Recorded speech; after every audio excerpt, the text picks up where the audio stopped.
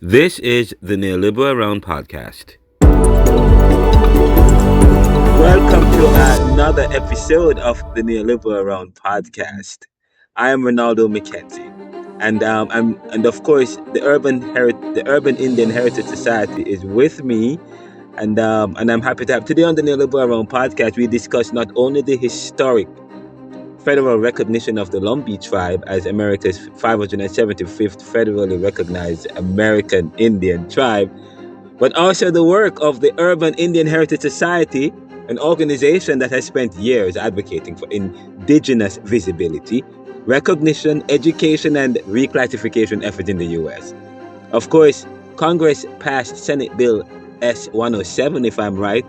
Dr. Nolan is here with me, along with Phoenix Moon, and they are Phoenix is the founder of the Urban Indian Heritage Society, and of course, Dr. Nolan Fontaine is the president of the society as well. They've been on the show before, and one of the reasons why we have them is to talk about this Bill S-107, known as the Lumbee Act. Of course, in December 2025, after decades of struggle, they passed this bill. The Lumbee people had already been recognized by the state of North Carolina as early as 1885, often referred to as the people of dark water. So, of course, Phoenix, the founder of Urban Indian Heritage Society, joins me with Dr. Nolan, the co-founder. We're going to discuss this recognition, the role the society played in helping support this initiative, and indigenous identity in America, and of course, the battle of I did some research while preparing for this interview, and I saw that the Lumbee tribe, I think they fought off the KKK in the battle called the Haste Pond. I don't know if that is right. But we're gonna, and of course they have, and the relationship between them and African Americans in terms of the role they play in providing any kind of shelter, if I'm right. But the organization also have a petition regarding indigenous misclassification. So what comes next for the Urban Indian Heritage Society? Let's talk about that quickly with them. So first, Phoenix, welcome back to the show. Dr. Nolan, welcome back to the show. How are you guys? Oh, I am well. I am well. Thank you. How are you? Good to be back. Yeah, I am great. Well, fantastic, Ronaldo. Yeah, man, everything, Great day in their country. yeah, man, everything Irie. I don't know if that's Indian, but that's Jamaican. Everything Irie. Nah, it's West Indian. We get that too. West Indian, yeah. We get that too. And of course, we're gonna have them come to to one of my classes to talk about Indian heritage or urban Indian heritage. But first, I want to ask about the Urban Indian Heritage Society itself. Um, and I want to hear about the organization and how integral you guys have been over the last. What's been going on with the Urban Indian Heritage Society? What's been the latest with you guys?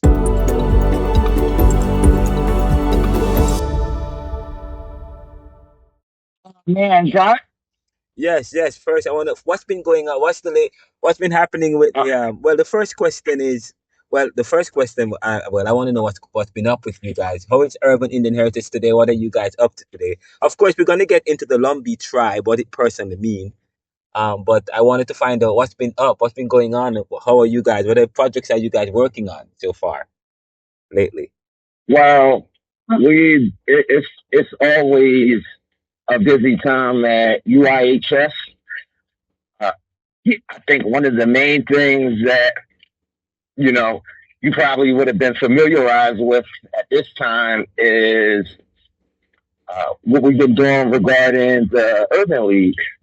Yeah. So back in, I want to say that was February, Phoenix, UIHS sent a letter to the Urban League regarding their hand within misclassification and overt ethno nullification, where at their, I believe that was 1964 general meeting, actually here in Philadelphia, that they overtly voted and switched the term Indian to colored. And that was through a public private partnership. But I don't know if you have family here yet in the States, Ronaldo, but I know for sure my family wasn't consulted. Phoenix family wasn't consulted. A lot of people's family wasn't consulted.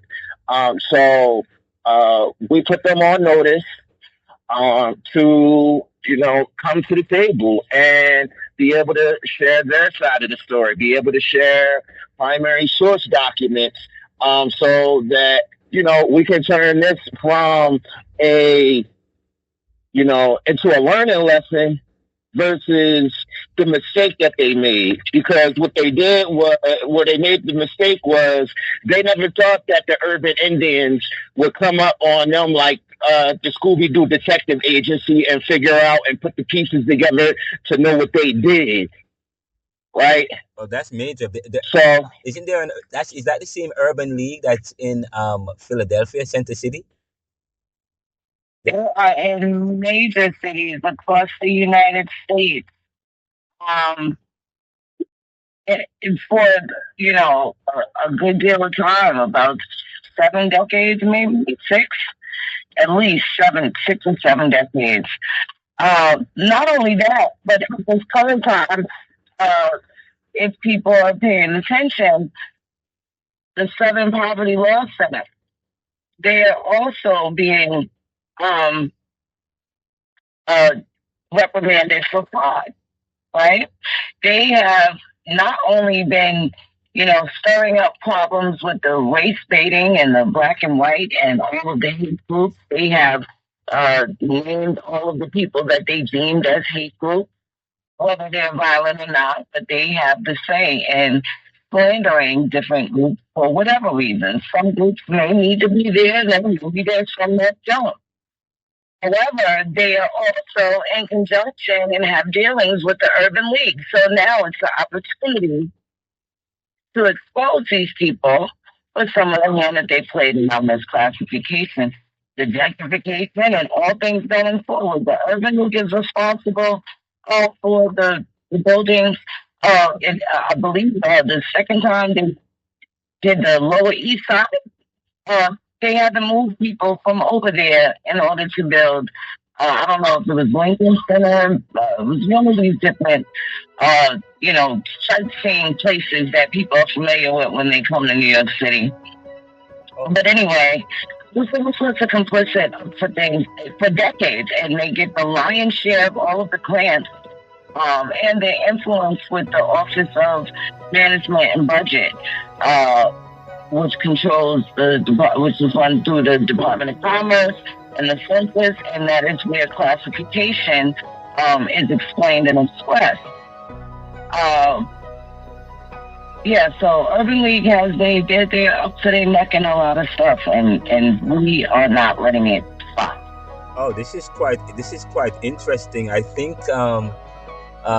isn't Frederick Douglass is associated with was in some reason associated with the Urban League, and the Urban League they have a club or a society, a club in a building in Philadelphia, a hotel in Philadelphia, in Center City, right across from that famous statue there. Is that the same Urban League? That you have to pay thousands of dollars to be a part of that, to be a part of their club. Is that the same one? Yes, Okay. they have branches, and that branch, I believe that you're talking about, is close to like 13th or like close to Broad Street. Yes. Yes. So that is one of the branches, and that would have been the host chapter in 1964 that did the misclassification, right? Where they switched Indian to colored. Oh, is that Excuse me, Indian to Negro. Indians to me? Okay, so it's not Indians to color, but Indians to. Douglas might have been gone by then. The Urban League was established during the same time as Birth of a Nation and other things that were detrimental to people of color in this country. Definitely Indian. This is 2 years prior to Walter Tucker in Virginia, and about 1910. right? So we're looking at a time where they're also recreating, and we have a lot of people coming in through Ellis Island from European nations. People that got here and they were Broomhild or Schwarzenheimer, and now 150 years later, they're Willie Mae Jenkins. Right, and oh wow, this is Right. How you come over here, John Jacob Jingleheimer Schmidt, and then now you Walter Jones? Make it make sense. oh, so the urban Indian heritage. They are hailed. I think the Temple University Department. Dr. Okur, who is one of the graduate advisors at Temple, she had. We actually did some work at the Urban Indian League. They were talking about how they were integrally involved in the fight for freedom and getting and universal suffrage for African Americans. But now you are saying that they are also responsible for the misclassification of Indians. Yes, this is interesting news. Now, Yes. okay, wow. So now, one of the next Absolutely complicit. complicit. So I mean that this is I'm looking forward to hearing what's going to happen. But the Urban Indian League, they're kind of they're a powerful institution. It seems I understand a lot of billionaires and very wealthy. You have to be very wealthy to be part of that organization. How do you guys? How are you guys going to be able to meet with these people and have a conversation with them? Do you believe that they are going to be open to it? This a lot of powerful people and red tape you're going to have to go through with these people.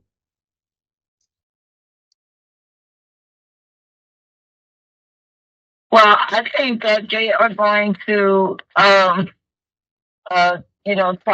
and avoid the confrontation for as long as they can until, hopefully someone will participate and, have a conversation. Okay, we'd love to. We have to have a conversation. Yeah, we would like to hear some more about that and the work. Please, is that in conjunction with the petition that you have regarding the misclassification of people in America? There's a bill that you have. I mean, I didn't want to talk about that yet, but since you're talking about how the Urban League have been a part of misclassifying Indians as and including them as colored people or Negroes, calling them Negroes, is that part of what you guys are doing in terms of the petition?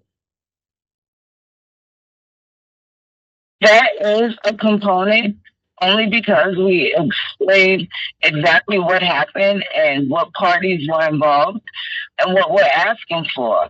We are looking for restitution and repair, not reparations. Okay. Or a handout either, for that matter, right? Yes. So it's really clear. We want some respect. There are a few R's that we want: restitution, respect, restoration. We deserve that. And we can put the truth right alongside the lies that they've already have posted up. And on the matter of For those that know the truth, yeah, go ahead. remember to start bringing it forward. And on the matter of recognition, by the way, I should say congratulations on the historic moment as it relates to the recognition, the federal recognition of the Lumbee tribe. What does that tell me a little bit about that? What does that mean broadly? And what does that mean? And of course, my follow up question is, well, I have a follow up question to that. But what does that mean broadly? The federal recognition of the Lumbee tribe, what does that mean to you guys personally, and to indigenous communities more broadly? Well, I think it's a long time coming, and it was a fight for me. I do have Lumbee ancestry. Okay. Shout out to my Loweries and Locklears, right? Yes, indeed. I'm related to the big homie. Yeah, definitely mentioned some of your cousins when we went. I mentioned them in my grievance and my statement and my testimony on behalf of the Lumbee. And shout out to Afeni Shakur, because if she was alive and her and Pop was here, it'd be Lumbee now. And of course, I know you got the Urban Indian Heritage Society played some role in helping to support and lobby for this recognition. What are some of the things that you guys did?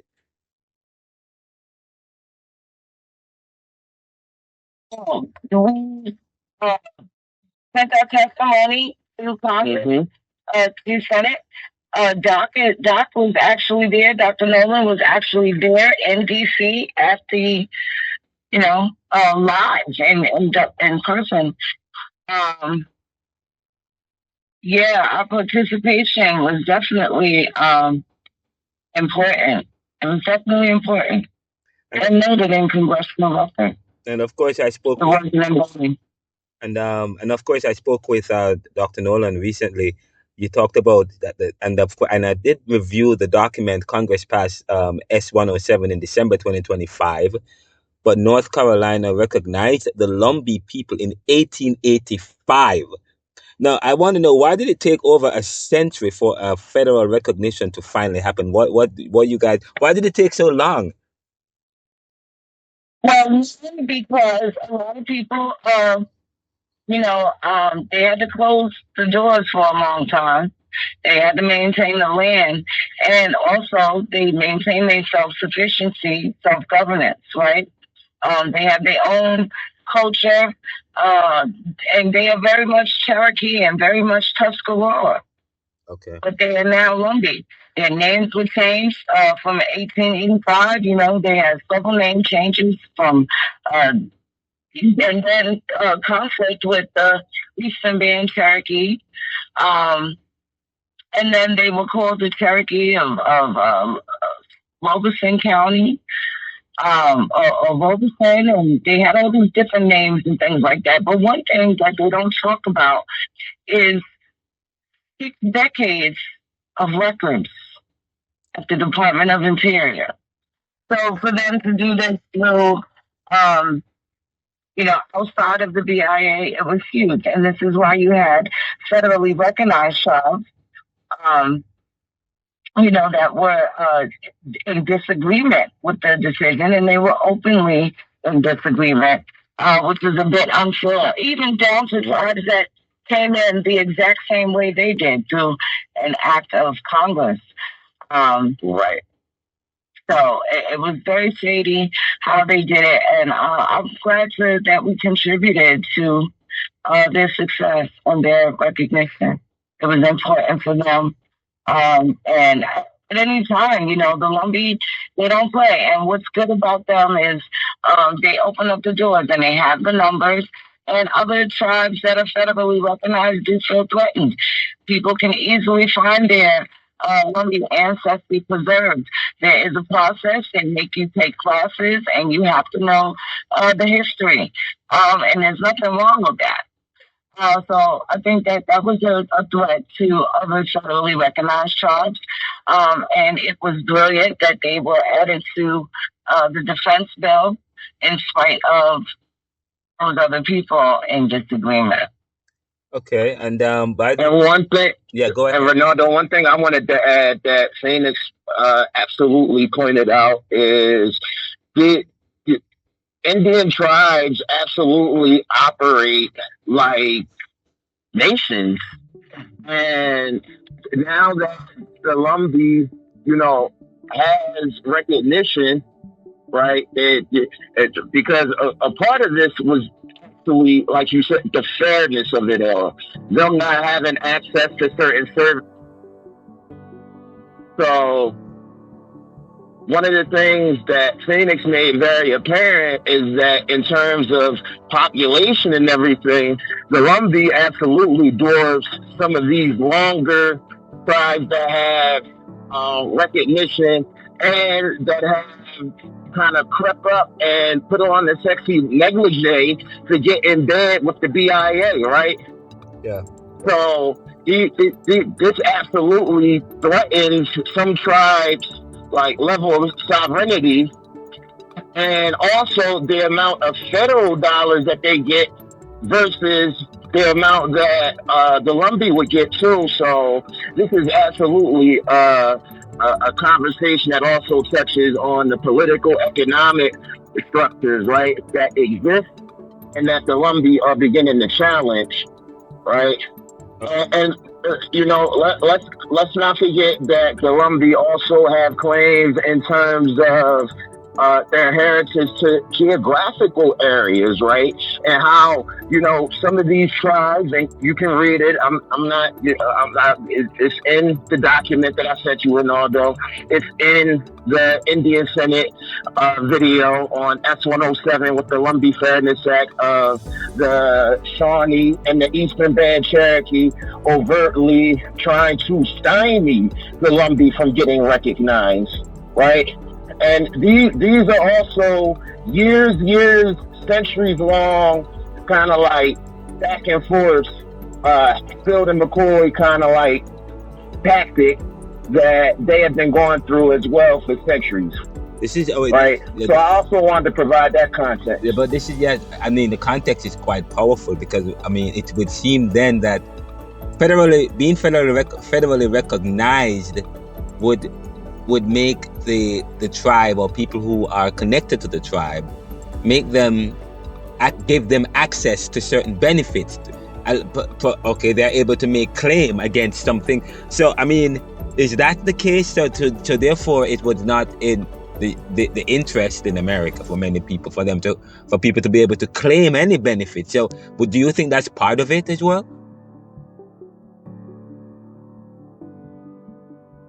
Or to make any claim, land claim or whatever the case is. And you said some federal funding. Do you think that would be part of? Yeah. The land they have maintained it throughout North Carolina. Okay. For a very, very long time. And again, this would go back to the Chevron in Virginia, and even when they split and ended up intermarrying with other tribes, such as the Catawba, such as the Waxhaw, who have absolutely disappeared, the Sigourney, who have disappeared, the Tongaree. What do you mean by they disappear? You mean that because they failed to exist. They certainly didn't die of smallpox, but they failed to maintain their status as a tribe.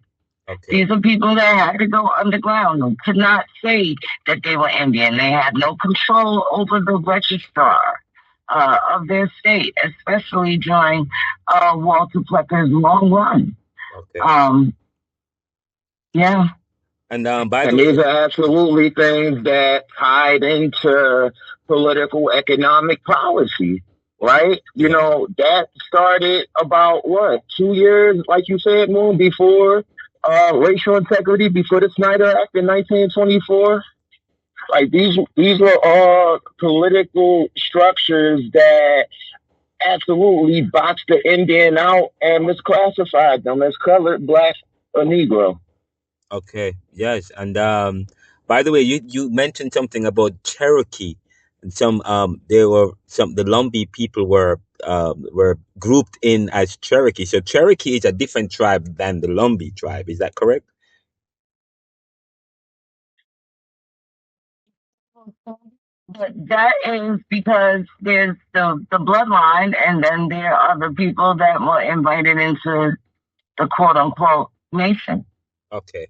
And the Lumbee people were once referred to as the people of dark water. Is that correct? If that's okay, what's the significance behind that name?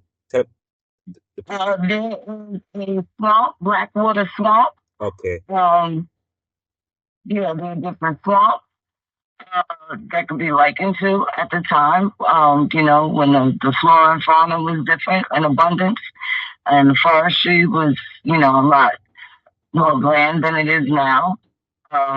Even though North Carolina kept a lot of things preserved. The Lumbee were also the Croatan, right? And the Croatans go back to when Sir Walter Raleigh came here, and they looked for the so-called lost colony of Indians. And a lot of them dispersed, and they actually went to England and different parts of Europe too. A lot of things that they don't talk about. Which my next thing is going to be that they, these are the people that got kicked out and transported. Anybody that had ancestry or any sort of relativity, genealogy, they were sent back to the place of their ancestors, which may include some Scottish, Irish, and other European entities that did marry Indian too. Oh, that's and by the way, many people. Well, I mean, I don't know if maybe you can correct me. I think I mentioned that in a previous conversation I had with you that many people do not realize that Indigenous history and African American history may have some connection in the sense that I read where the Lumbee community may have harbored escaped as enslaved Africans prior to emancipation and Juneteenth. Is that historically accurate? And can you speak about the relationship between Indigenous peoples and African Americans? Briefly, of course. Well, I can also say that in particular, a lot of them that people that they're calling African are Europeans. Ah. They're Europeans. Different remnants of people that did their destiny swap. Right. Okay.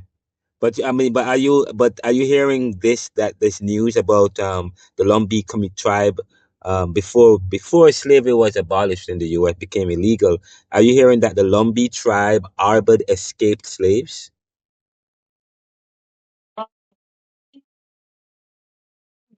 They kind of just let people do what they do as long as they went by the rules. Okay. If you ask me. Yes.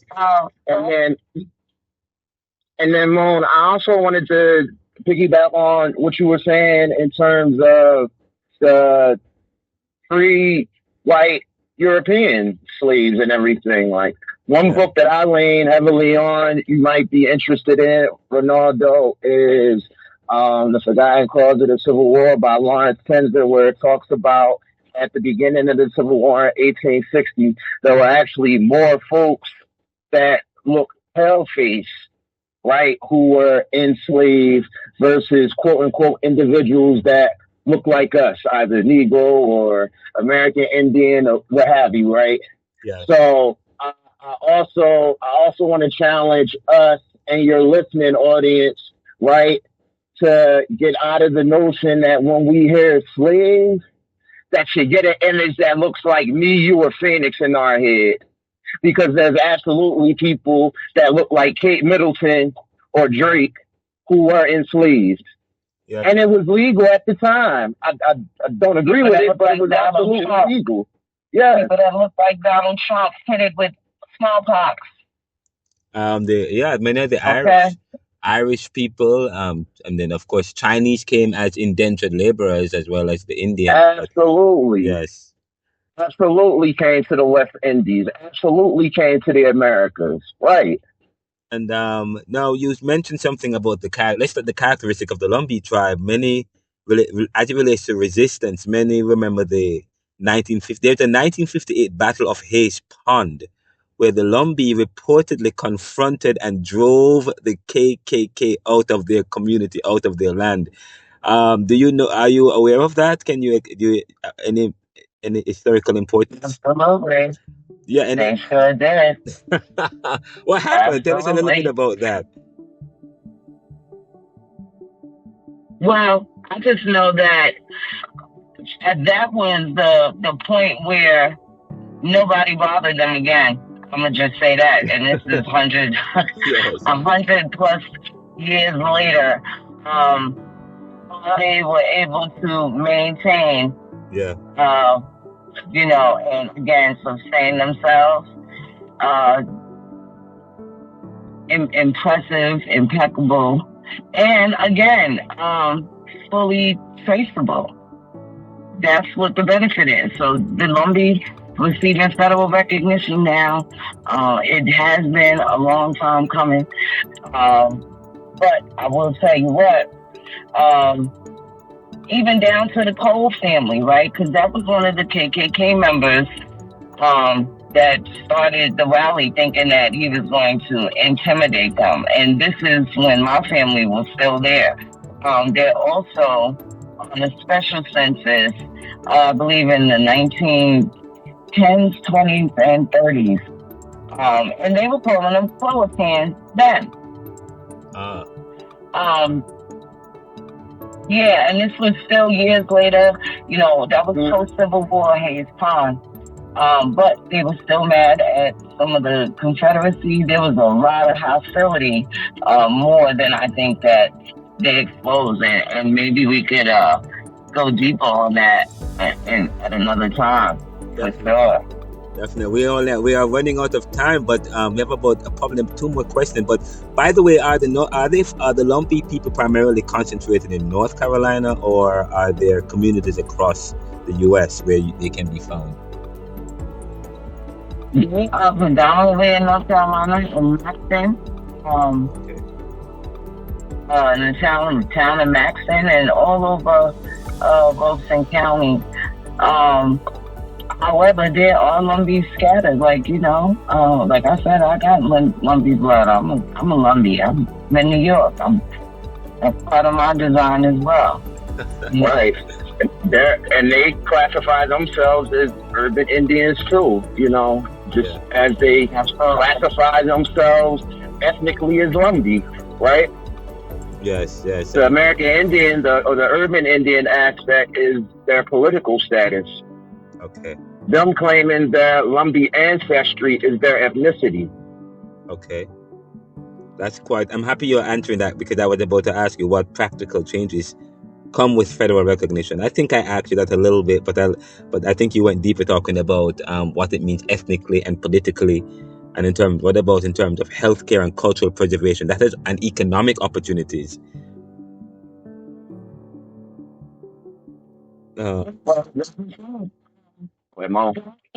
we Urban Indian Heritage Society also deals with health and human services, which Urban Indian Healthcare runs that program, and we are definitely boots on the ground in terms of being able to facilitate how urban Indians are able to not only receive care but change some of the things that are happening now throughout healthcare, right? Because now that they have, the federal government now has what they call whole person wellness, right? Which includes mental health and all sorts of things.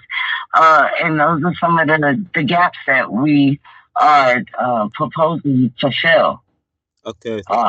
Not just in North Carolina, but wherever we are, and that also includes community development. Yeah. And I know you recently, you guys did some travels recently. I know I spoke with Dr. Nolan. You were in another state recently. You guys have been traveling throughout, connecting people and connecting tribes and learning from different people and working and doing other work, which is quite remarkable. But by the way, some critics argue that America has historically misclassified indigenous people, and of course, you've alluded to that in this interview, particularly urban indigenous populations and people of mixed ancestry. Now, your organization launched a petition. I don't remember how long, was it 2021 or 22, regarding indigenous misclassification and reclassification efforts. Tell us about your campaign and where things currently stand. I don't know who wants to go. Dr. Nolan, Yeah. I know you were talking about that some time ago, but yeah, you want to, where things currently stand with that? Yes. In terms of the petition? Yes. Well, the petition has recently hit 11.5K, a little bit more than that. So we've been continuing to discuss the petition and all of the entry points that we've outlined. And we've also began, other than just quoting spaces online, we began operationalizing it. So either having these conversations in person or with news affiliates like you, and also showing up in person, in terms of civics and polity. Like I was telling you that we recently were on the road. All the things that we're doing are absolutely aspects in terms of that's captured in our petition and everything. So we are on the move in terms of progressing our petition to lawmakers in DC. Okay. More, I don't know how much you want to share. I'll actually, allow you to share if you want to add any more or give your 2 cents. But yeah, the petition is definitely on the move. So you guys hopefully nearing 12K before the end of the month. You guys gonna send this to Congress? Absolutely. Already. Pretty much there. Yeah. So you're saying that it's already there. You have sent the petition to them, and you are working with some lawmakers to make a bill as it relates to the reclassification of misclassification of people and the reclassification. Yeah, we can't tell you too much, Renaldo, because it's definitely some insurgents out there. That's my own favorite word. It's definitely some insurgents, but it absolutely has made its way to DC, and us and some of our partnering organizations and colleagues, we are preparing to have those conversations in DC with lawmakers and others. Wow. The Neoliberal Round and the Neoliberal wants to be integrally involved in the news.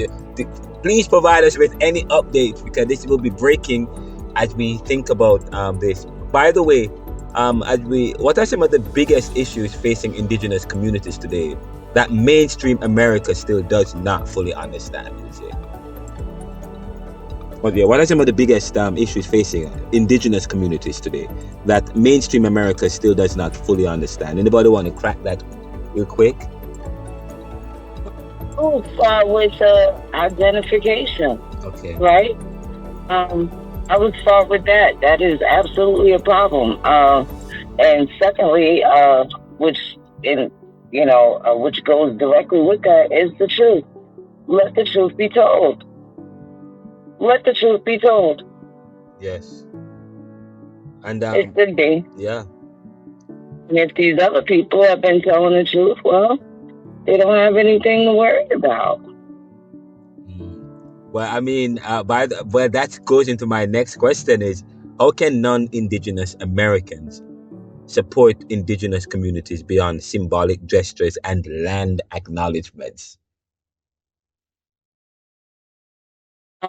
Definitely, sign a petition, donate, come volunteer. There's a lot of work to be done. Okay. Come in, donate some services. What is it that you do? Send your resume. We can use help. You about truth and justice? Come through. Good integrity? Come through. We welcome people. And how can people donate, and how can people find your organization? And by the way, another question is, what if somebody wants on the donation? Yeah. Yeah. How can people donate? How can people get involved? How can people sign the petition? And how can people find out if they are actually urban Indians? Definitely, they could. We do have a PayPal. We have Cash App. We have a business account. You can certainly donate to there if you like. And our website, we have the information there. You can contact us through there if you like. Ask any questions. We have an active phone number. We'll definitely respond and get back to you. But yeah, we just, again, looking for the right people character-wise as well. You need to be able to pass the background check, Yes. We're doing things, that would be pleasing to the Creator. And I know, and if people want to find out if they are urban, if they have any connection to American Indians or to urban Indians, of course they don't have to go to ancestry.com. They won't find that information, right? They could actually directly reach out to you guys You guys perform that Yeah. heritage work, or tell us a little bit about that. Well, we work with families. We don't do individual genealogy. We work with families. For somebody that is, let's say they're 25, 30, there's not going to be a lot of information and their parents are barely 50 years old, right? Yeah. What is there going to be? There might be some phone books, the old white pages or yellow pages if they had a business or whatever, naming their address and stuff like that. But you're kind of really limited. To find things in antiquity, you'd have to deal with the oldest person in your family because that's who has the information. It'd be helpful if you want to talk about the 1800s to have a conversation with somebody that hugged somebody that was from the 1800s, right? That was born 1899 or 1855. Like, those are the things. It has to come through the family. You can't do it alone. And you need the information, good, bad, or indifferent. Yes, Dr. Nolan, you want to add to that? Yeah, you're agreeing with in terms of how that can be done in terms of connecting with family. Oh yeah, absolutely. In terms of just shifting our focus from individuals to families. Was something that was near and dear to us because, to have this conversation, like, you got to include grandma, you got to include auntie, you got to include grandpa. And sometimes they're the only ones that have that primary source documentation or that oral history that our elders bestowed on them. Sometimes, they might got that phone book that Phoenix was talking about, to substantiate where your family.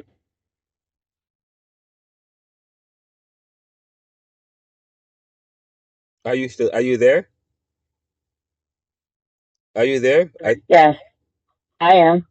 I can't tell you how many times I found certain places on my grandparents' birth certificates where they were born that don't exist anymore. Or now it's only a specific neighborhood and a city that exists somewhere in, a state like in Maryland or in North Carolina or Virginia. Yeah. Right. So those certain, like, it's not only American Indians that are being misclassified, it's actually American Indian places and spaces that are being misclassified. And sometimes you need somebody that's a little bit older than 50, an uncle, auntie, a grandmama, grandpa, or somebody, an older cousin that's going to tell you that drop.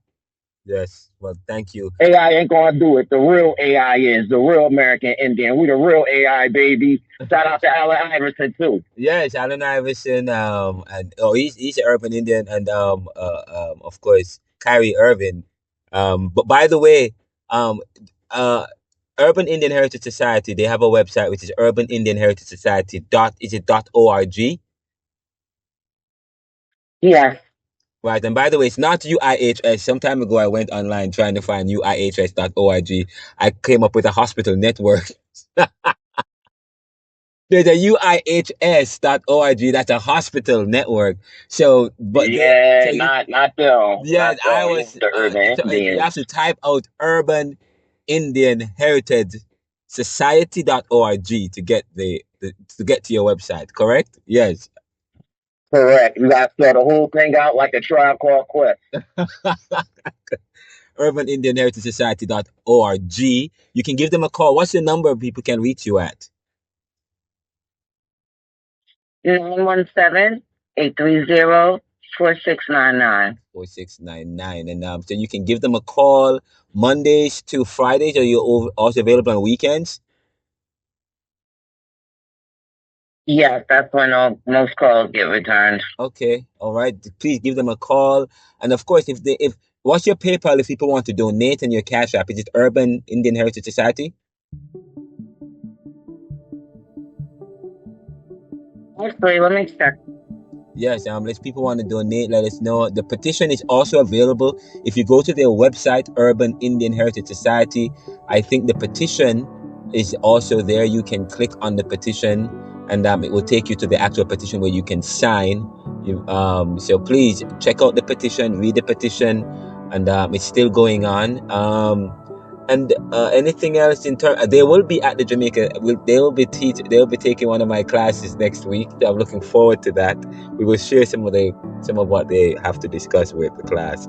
But any final word before we wrap up? Any final? What message would you like to leave with listeners about Indigenous history, resilience, and the future?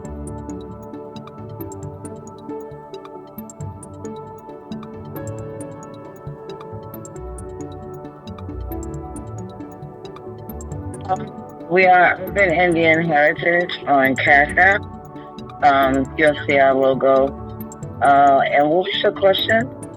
So Urban Indian Heritage. Okay.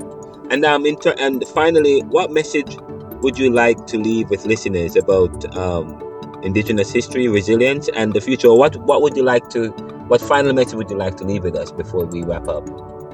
As we wrap up. I have one. I do know that most of your audience is Carib. I want to find the descendants of Manny and Cujo. It is very important. We would love to work with y'all and see who has them 15,000 plus acres that go to their descendants. Okay. That's what I want to leave with y'all. I absolutely want to know about the royal families of the Caribbean that existed prior to colonial interruption.